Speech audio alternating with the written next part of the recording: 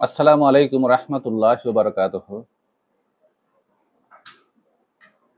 আজকে আখণ্ড ভারত নিয়ে আরেকটি পর্ব করতে চাই এবং আজকের বিষয় হচ্ছে আখণ্ড ভারত বাংলাদেশের সামনে নতুন চ্যালেঞ্জ এবং প্রতিরোধের কৌশল। সম্মানিত সুধী, আমরা আখণ্ড ভারত নিয়ে প্রথম পর্বে আলোচনা করেছিলাম ভারতের সংসদ ভবনের সামনে উন্মোচিত সে বিতর্কিত মানচিত্র, যে মানচিত্রটি উন্মোচন করার সাথে সাথেই ভারতের প্রতিবেশী রাষ্ট্রগুলোর মধ্যে একটি শঙ্কা তৈরি হয়েছিল।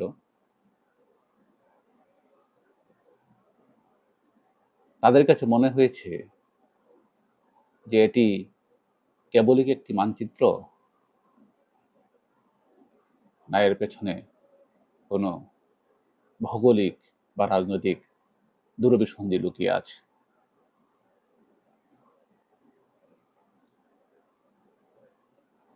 আজকের এই পর্বে আমরা আলোচনা করার চেষ্টা করব যে ভারতের এই আখণ্ড মানচিত্রকে সামনে নিয়ে বাংলাদেশের সম্ভাব্য নতুন চ্যালেঞ্জ এবং এই চ্যালেঞ্জ মোকাবেলায় আমরা কি কি করতে পারি তার কিছু কথা আমরা তুলে ধরব। আপনার সাথে রয়েছি আমি মোহাম্মদ জাকিউল আলম ভূঁইয়া। যারা আমার প্রথম পর্বটি দেখেননি তাদের গাথার্থে বলছি যে প্রথম পর্বে আমরা আলোচনা করেছি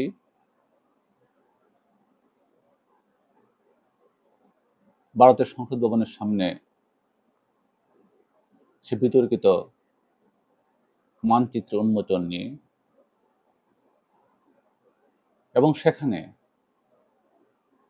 আমরা এর ভূ রাজনৈতিক প্রভাব কি হতে পারে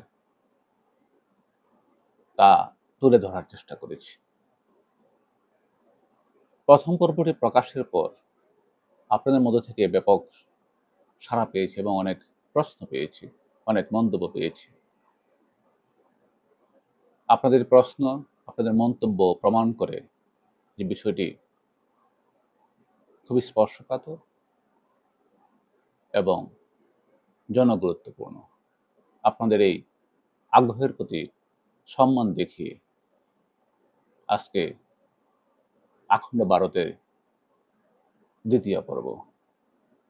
আশা করছি পুরো পর্বটি জুড়েই পাশে থাকবে, এতে করে আমরা আমাদের আখণ্ড ভারত নিয়ে চিন্তা ভাবনাটুকু শেয়ার করতে পারবো। সম্মানিত সুধী, এখন 2026 সাল। এই 2026 সালে এই দক্ষিণ এশিয়ার মানচিত্রে কি কোনো পরিবর্তনের ঘনঘটা দেখা যাচ্ছে? আমরা কি কেউ আশঙ্কা করছি যে দক্ষিণ এশিয়ার ভূমানচিত্রে কোনো পরিবর্তন হতে পারে? এই প্রশ্নটি করলে স্বাভাবিকভাবে আমরা উত্তর দিব যে না, যদিও আমাদের মধ্যে,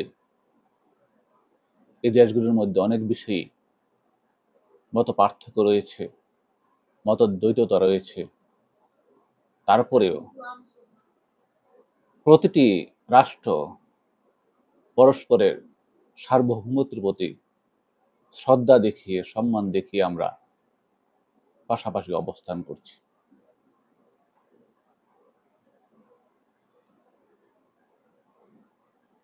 যে মানচিত্রের কথা বলতে গিয়ে বর্তমান ভারত ব্যাখ্যা করছে, এটা কেবলই একটি সংস্কৃতির প্রতীক। এই মানচিত্রের মাধ্যমে তারা পার্শ্ববর্তী কোনো রাষ্ট্রের প্রতি তারা সার্বভৌমত্বের প্রতি অশ্রদ্ধা দেখাচ্ছে না বা অশ্রদ্ধা প্রমাণ করছে না।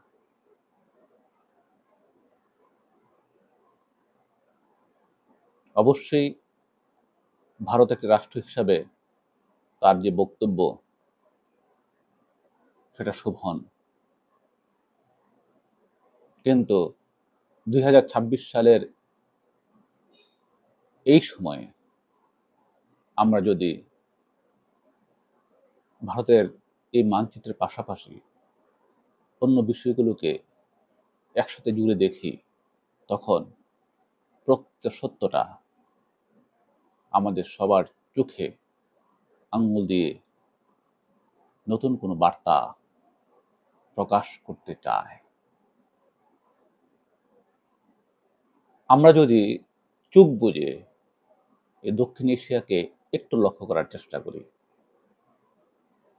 ভারতের উত্তরে রয়েছে নেপাল, ভুটান, পূর্বে বাংলাদেশ, বার্মা, পশ্চিমে পাকিস্তান। এ নিয়েই কিন্তু ভারত সহ ভারতের প্রতিবেশী রাষ্ট্রগুলোর অবস্থান। এখানে আমি চীনকে উপেক্ষা করছি, কারণ এই রাষ্ট্রগুলো নিয়ে আমাদের সার্ক গঠিত হয়েছিল। কিছু অভিন্ন উদ্দেশ্য বাস্তবায়নের লক্ষ্যে একদিন এই অঞ্চলের রাষ্ট্রগুলো সার্ক গঠন করেছিল। তো যাই হোক, যে কথা শুরু করেছিলাম সেটি হচ্ছে যে কেন 2026 সালে এসে এই প্রশ্নটি সামনে আসছে। আমরা ভারত রাষ্ট্রের দিকে যদি আমরা তাকাই, তাহলে দেখব যে ভারত রাষ্ট্রের অভ্যুদয় 1947 সালের 15ই আগস্ট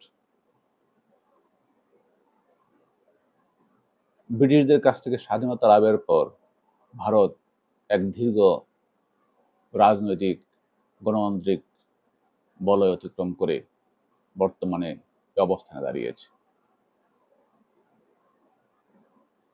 যে জাতীয়তাবাদ আদর্শে উদ্বুদ্ধ হয়ে একদা এই ভারতবর্ষ স্বাধীন হয়েছিল, 14ই আগস্ট স্বাধীন হয়েছিল পাকিস্তান এবং 15ই আগস্ট 1947 স্বাধীন হয়েছিল ভারত। ব্রিটিশ বিরোধী আন্দোলন এই অঞ্চলের প্রতিটি মানুষ, চাই সে ভারতীয়, চাই সে পাকিস্তান, চাই বাংলাদেশি, নেপালি, ভুটানি, সবাই সবাই কিন্তু সে ব্রিটিশ খেদা আন্দোলনে অংশ নিয়েছিল। এই অঞ্চল থেকে ব্রিটিশরা বিতাড়িত হয়েছে, সে খুব বেশি দিন আগেকার ঘটনা নয়। 1947 থেকে 2026, 100 বছরেরও অনেক কম সময়। এরই মধ্যে যে পরিবর্তনগুলো হয়েছে সেটি হচ্ছে ভারতে মৌলবাদের উত্থান। আজ আরএসএস, হিন্দুত্ববাদী সংগঠন, যাদের পৃষ্ঠপোষকতায়, যাদের কর্মীরাই এখন ভারতের সরকারে ক্ষমতাসীন, সেই বিজেপি সরকার যখন ভারতের মসনদে বসলো, তখন থেকেই ভারত রাষ্ট্রের ভূমিকা, তার আচরণ এবং পার্শ্ববর্তী রাষ্ট্রগুলোর সাথে তার যে ব্যবহার, সে ব্যবহারটা ধীরে ধীরে বদলে যেতে শুরু করলো। তারই ধারাবাহিকতায় একদিন সে 2023 সালে ভারতের জাতীয় সংসদের ভবনের সামনে উন্মোচিত হলে সেই বিতর্কিত একটি মানচিত্র, যে মানচিত্রের পশ্চিমে আফগানিস্তান থেকে পূর্বে বার্মার কিয়দংশ, তার ভেতরে ঢুকে গেল পাকিস্তান, বাংলাদেশ, নেপাল, ভুটান, সবগুলো রাষ্ট্র। এবং বলা হচ্ছে যে এটি কেবলই একটি সাংস্কৃতিক মানচিত্র। এই অঞ্চলের মানুষগুলোর সংস্কৃতি ধারণ করে বিদায় এই মানচিত্রটিকে তারা এভাবে উন্মোচিত করেছে।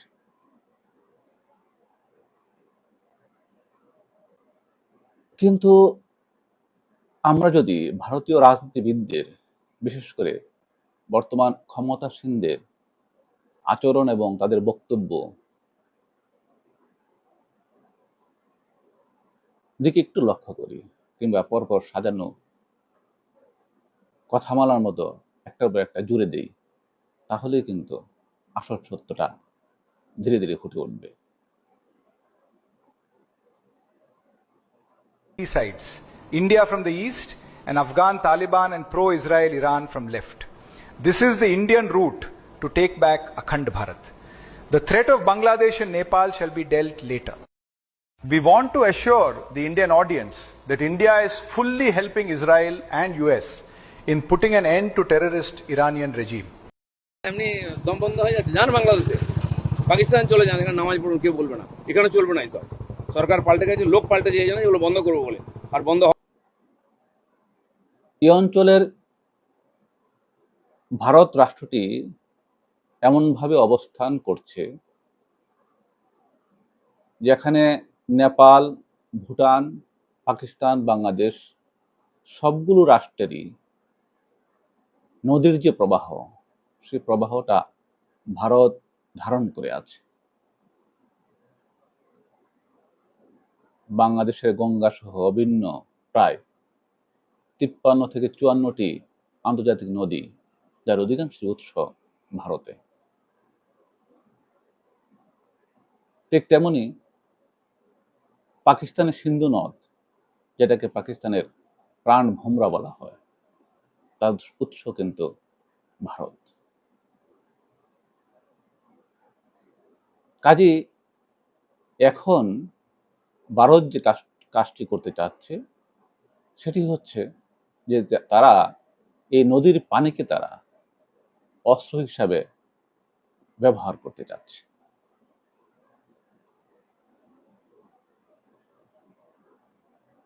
তার দু একটি নমুনা তুলে ধরি।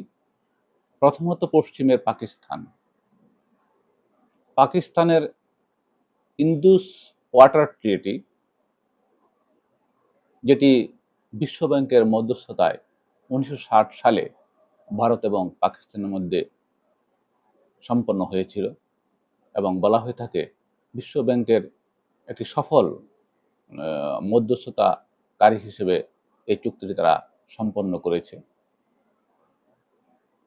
কিন্তু দীর্ঘ 64 বছর পর 2026 সালে এসে ভারত 2026 সালে জুন মাসে একতরফাভাবে এই চুক্তিটি তারা স্থগিত ঘোষণা করেছে।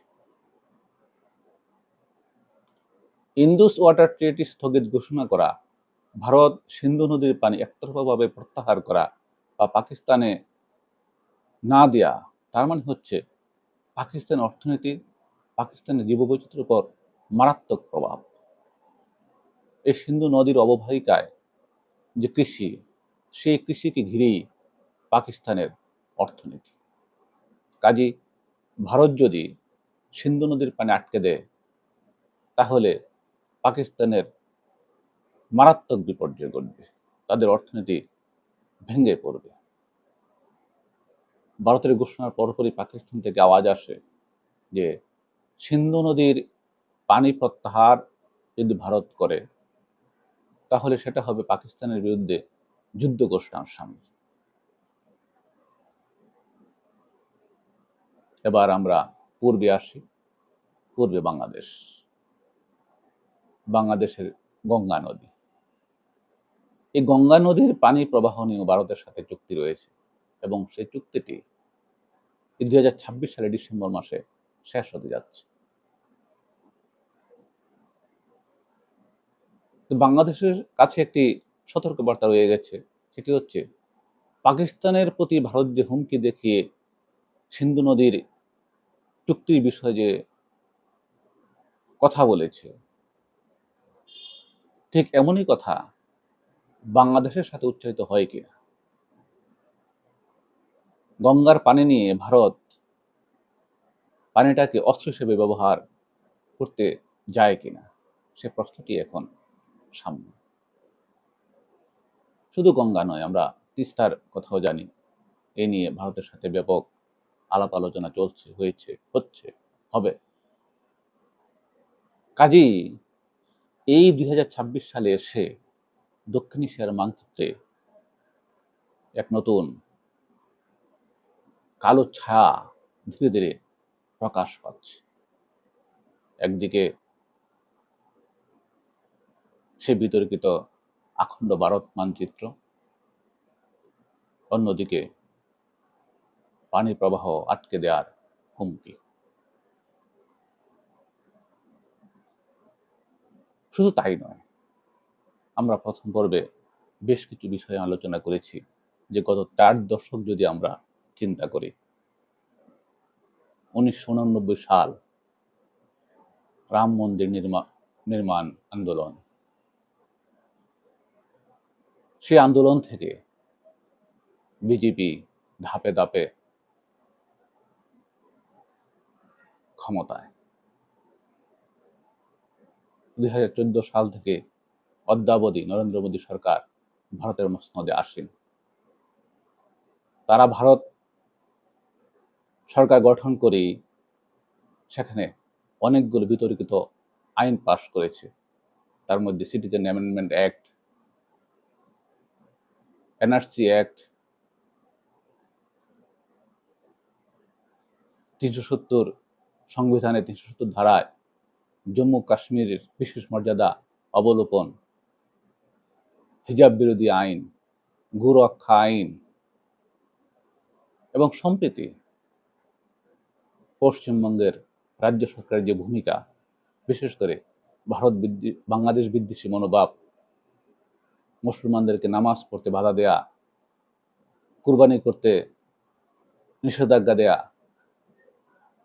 এবং মুসলমানদেরকে পিটিয়ে হত্যা করা সহ বিভিন্ন অযাচিত কার্যক্রম, তাদের উগ্রতা, তাদের আস্ফালন, রাজ্য সরকারের মন্ত্রীর হুমকি ধমকি, সবকিছু মিলিয়ে এ অঞ্চলে ভূ রাজনীতিতে নতুন এক শকুনের থাবা লক্ষ্য করা যাচ্ছে। সেখানে কিন্তু যত প্রশ্নের সম্মুখীন বা মুখোমুখি হই আমরা, তাহলে আমরা কোথায় যাচ্ছি?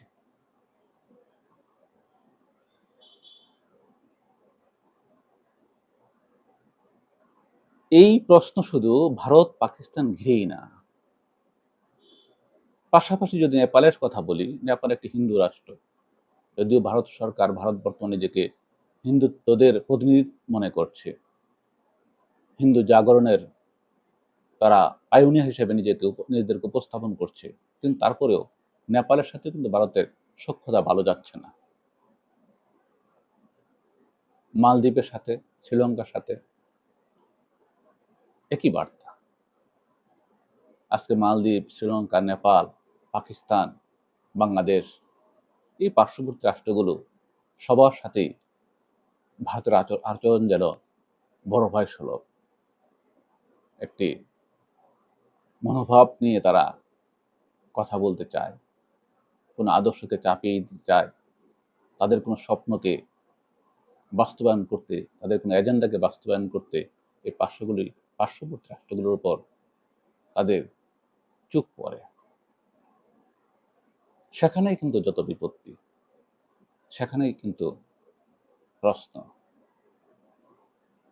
তাহলে এই যে আচরণ, একদিকে আখণ্ড ভারতের মানচিত্র যেখানে পার্শ্ববর্তী রাষ্ট্রগুলোকে ঘিরে ধরে গিলে ফেলে একটি নতুন মানচিত্র উন্মোচন করা হলো, পাশাপাশি আবার পানিকে অস্ত্র হিসেবে ব্যবহারের জন্য চেষ্টা করা হচ্ছে, ধর্মীয় উন্মাদনা ছড়িয়ে দিয়ে আবার বিভাজনের রাজনীতিতে সবাইকে উদ্বুদ্ধ করা হচ্ছে।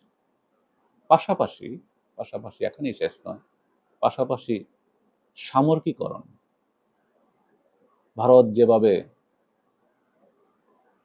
নিজেদেরকে সামরিকীকরণ করছে, বিশেষ করে 2025-26 অর্থ বছরে ভারতের যে সামরিক ব্যয় প্রায় বিলিয়ন কোটি ডলার যে বাজেট বরাদ্দ রেখেছে, তাদের এই প্রতিরক্ষা বাজেট কিন্তু পার্শ্ববর্তী রাষ্ট্রগুলোকে সংকেত করছে।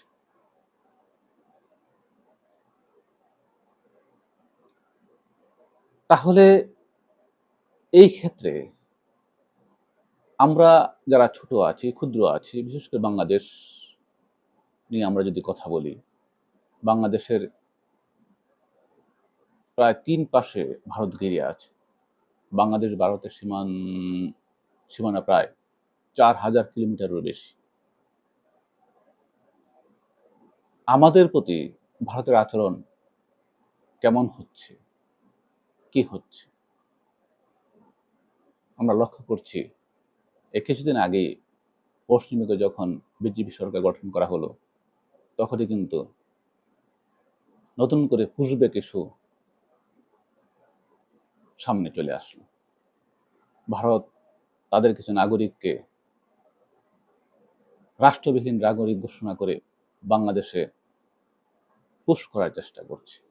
সীমান্তে হত্যা, পানি বন্টনের ক্ষেত্রে গড়িমসি,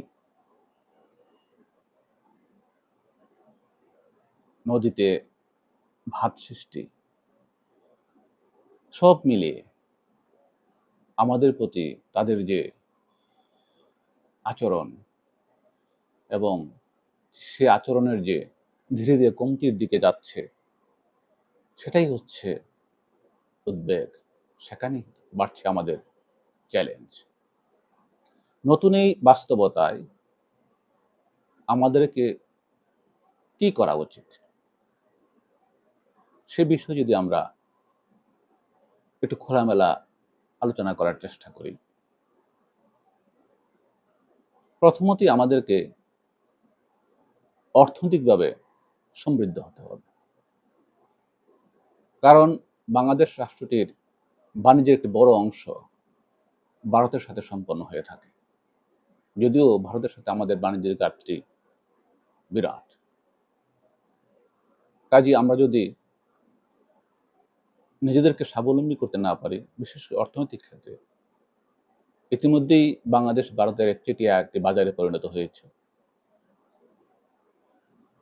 কাজেই এই ক্ষেত্রে আমাদেরকে দেশপ্রেম দিয়ে, দেশের প্রতি ভালোবাসা দিয়ে, নিজেদের সচেতনতা তৈরি করে আগামী প্রজন্মকে এ বিষয়ে উদ্বুদ্ধ করে আমাদেরকে আরো শক্তিশালী মনস্তাত্ত্বিক একটি জাতি হিসাবে উপস্থাপন করতে হবে প্রথমত। কারণ আমরা বাণিজ্যের পাশাপাশি আমরা কিন্তু সাংস্কৃতিক আগ্রাসনের শিকার। বৃহৎ প্রতিবেশী রাষ্ট্রের যে সাংস্কৃতিক বলয়, তাদের যে সাংস্কৃতিক থাবা, সে থাবায় কিন্তু আমরা ইতিমধ্যেই আটকে গেছি। কাজেই সেখানে যদি আমরা আমাদের স্বকীয়তা নিয়ে ঘুরে দাঁড়াতে না পারি, আমরা যদি নিজেদেরকে প্রকাশ করতে না পারি, আমরা যদি নিজেদেরকে তুলে ধরতে না পারি, তাহলে হয়তো আমরা একদিন হারিয়ে যাব সেই অরুণাচলের মতো, সেই সিকিমের মতো, কিংবা কাশ্মীরি জনগণের মতো। কাজেই আমাদেরকে আমাদের নিজস্ব সংস্কৃতিতে সমৃদ্ধ হয়ে, শক্তিশালী হয়ে আরো মাথা উঁচু করে দাঁড়াতে হবে, যাতে করে আমরা প্রতিবেশী রাষ্ট্রগুলোর চোখে চোখ রেখে কথা বলতে পারি। সমানে সমান থেকে আমরা যেন এগিয়ে যেতে পারি। আলহামদুলিল্লাহ, ইতিমধ্যে আমরা এগিয়ে যাচ্ছিও। বাংলাদেশের এখন গড় মাথা পিছু আয় $3000 উপরে। এই ক্ষেত্রে আমরা ভারতকে ইতিমধ্যে অতিক্রম করতে সক্ষম হয়েছি। আল্লাহর কাছে হাজার শুকরিয়া।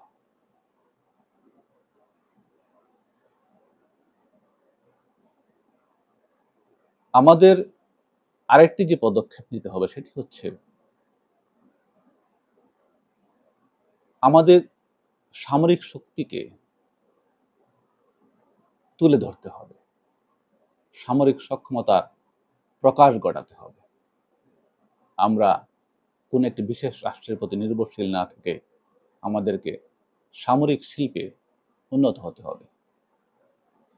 ইতিমধ্যেই বাংলাদেশ সরকারের সাথে তুরস্ক সহ বেশ কয়েকটি উদীয়মান শক্তির সাথে আমাদের কথাবার্তা চলছে। বাংলাদেশ সরকার সে বিষয়ে এগিয়ে যাচ্ছে। আমরা আশা করব আমাদের ড্রোন প্রযুক্তি, আমাদের ক্ষেপণাস্ত্র প্রযুক্তি, আমাদের সামরিক প্রযুক্তি, আমাদের নৌশক্তি, বিমান শক্তি, এ সমস্ত শক্তি যদি আমরা বলীয়ান হতে পারি, আমরা যদি আমাদের শক্তি সামর্থ্য তুলে ধরতে পারি, অবশ্যই আমাদের পার্শ্ববর্তী রাষ্ট্রগুলো আমাদের সাথে আমাদের সম্মানটুকু রেখেই কথা বলতে চেষ্টা করবে। কিন্তু সেই যোগ্যতা আমাদেরই অর্জন করতে হবে।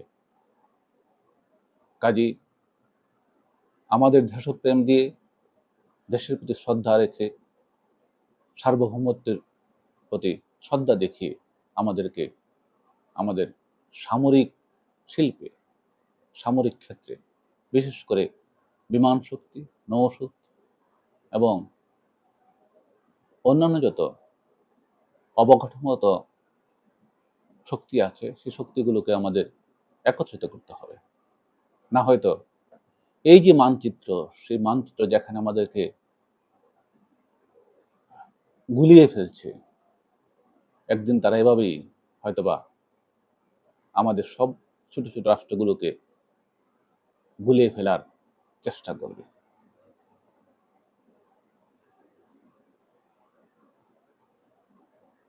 এখানে কিছু কথা যদি আমরা সামনে নিয়ে আসি, যে যে স্বপ্ন দিয়ে একদিন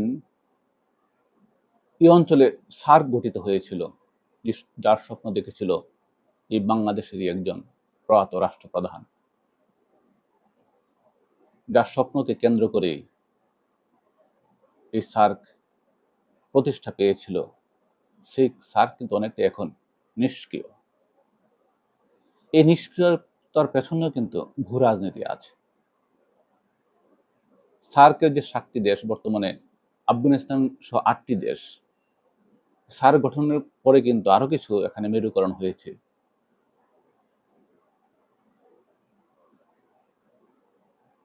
তো সেই আরো কিছু জোট এখানে তৈরি হয়েছে।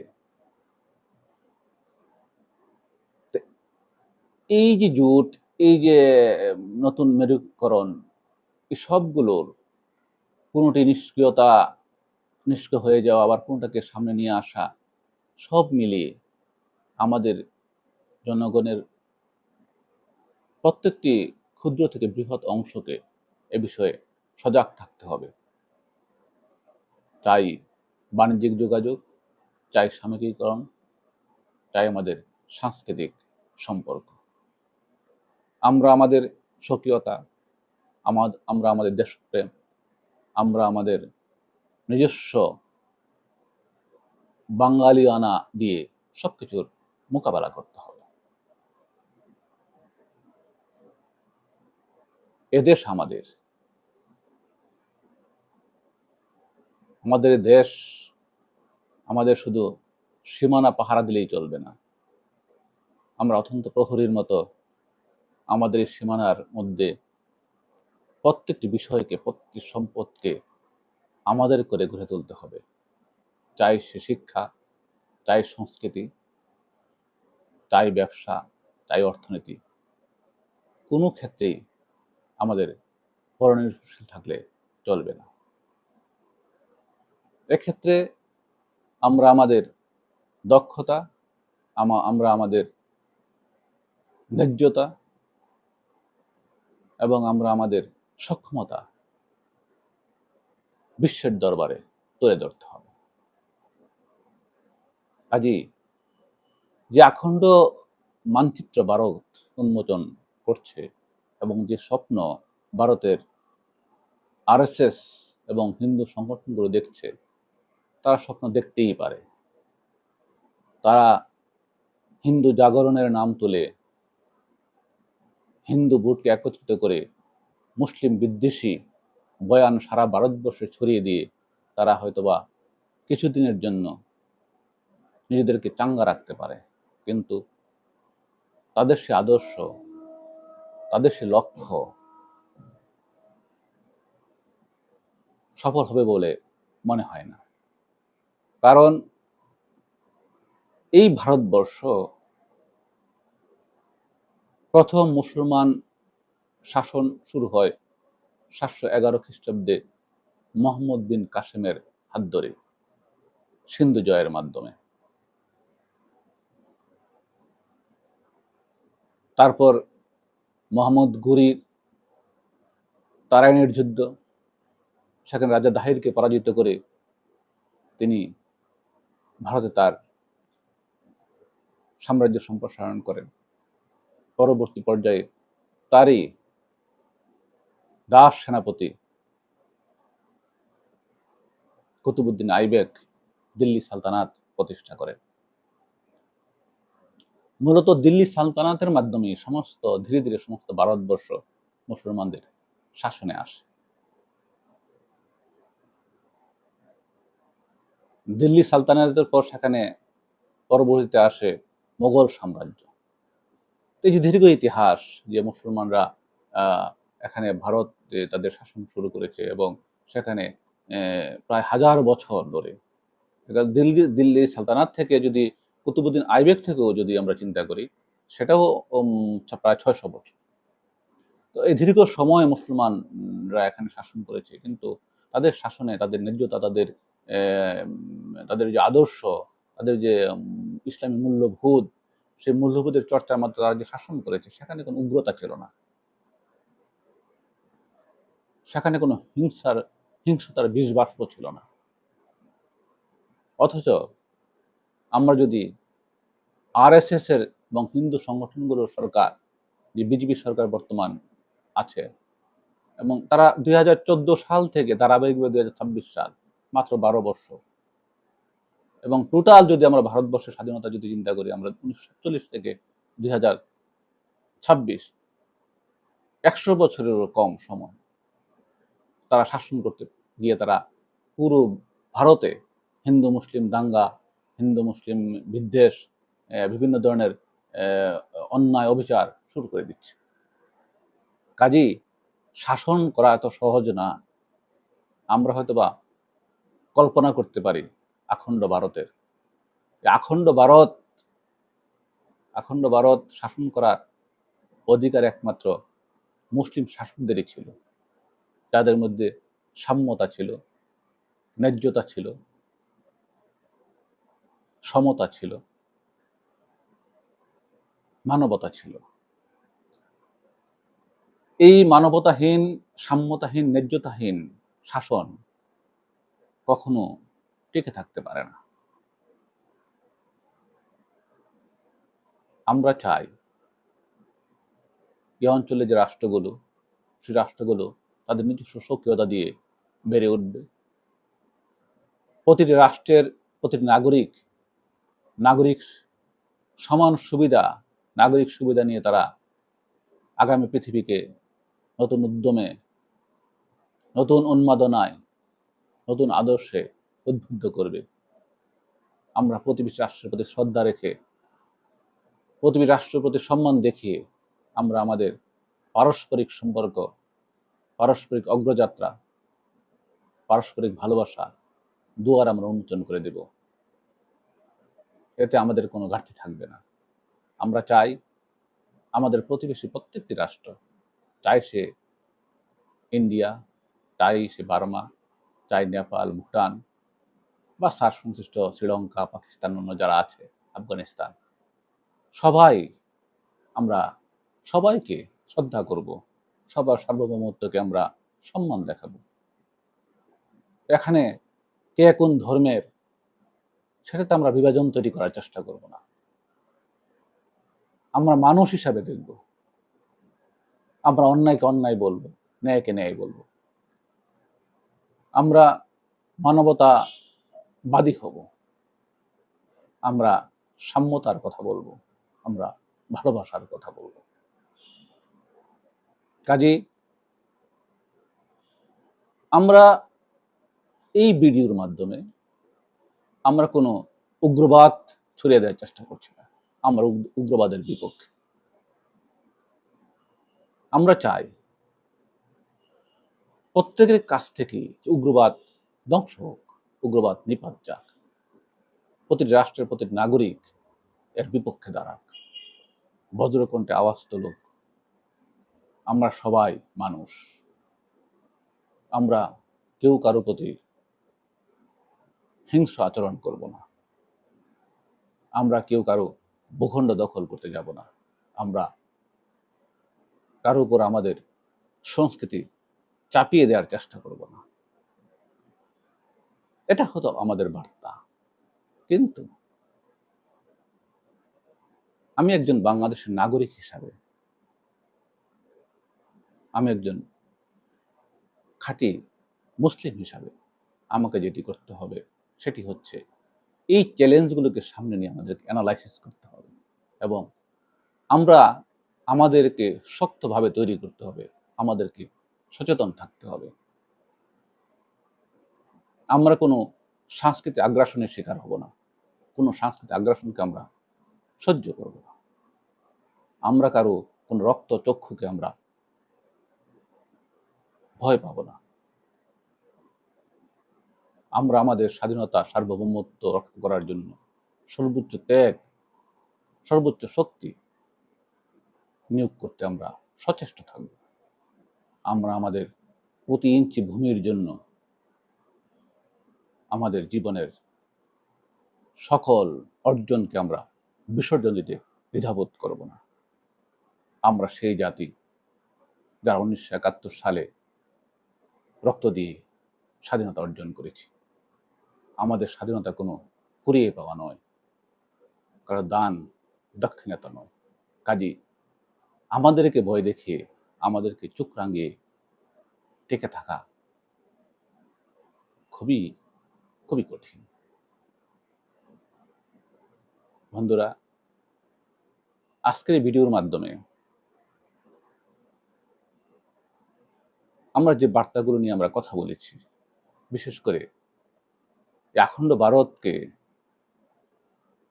সামনে নিয়ে বাংলাদেশে যে চ্যালেঞ্জ তৈরি হয়েছে, সেই চ্যালেঞ্জ প্রতিরোধে আমাদের যে করণীয়গুলো আমরা আলোচনার চেষ্টা করেছি, সেখানে অবশ্যই আপনার সুন্দর মতামত রয়েছে।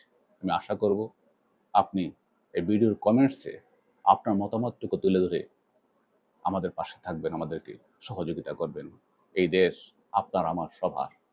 আসুন আমরা আমাদেরকে ভালোবাসি, আমরা এই দেশকে ভালোবাসি। সকলের প্রতি শ্রদ্ধা, সকলের প্রতি ভালোবাসা রেখে আজকের এই আলোচনা এখানেই শেষ করছি। আসসালামু আলাইকুম ওয়া রাহমাতুল্লাহি ওয়া বারাকাতুহু।